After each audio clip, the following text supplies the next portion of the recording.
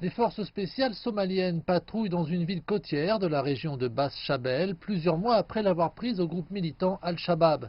Ces dernières années, les forces gouvernementales ont mené des opérations indépendantes, se rendant maîtres des villes et villages stratégiques précédemment utilisés par des terroristes pour attaquer les forces alliées et monter des attaques meurtrières à la voiture piégée, à Mogadiscio et dans les villes environnantes.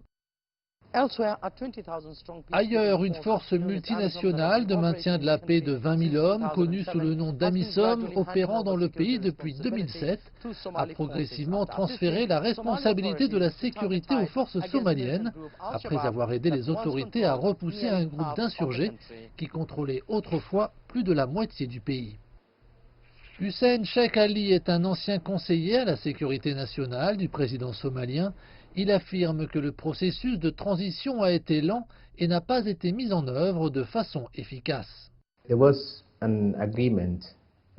Il y a eu un accord en 2017, un plan qui a été approuvé par le gouvernement somalien et la communauté internationale pour aider les forces de sécurité somaliennes à prendre le relais de l'AMISOM.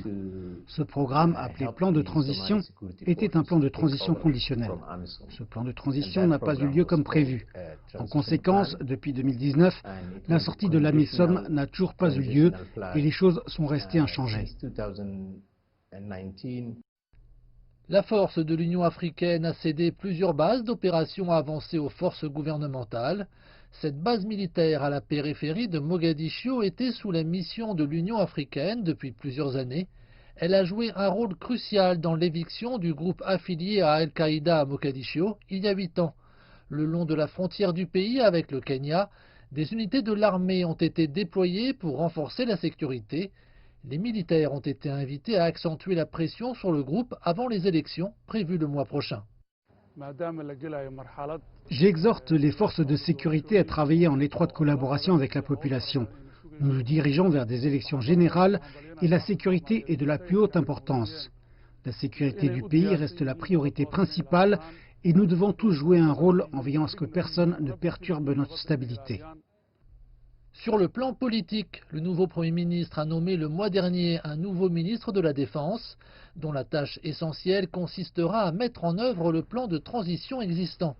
Dans le cadre de ce plan, l'AMISOM devrait céder ses avant-postes militaires aux forces somaliennes et réduire ses troupes sur le terrain. Par ailleurs, Mogadiscio a accru la présence de son personnel militaire.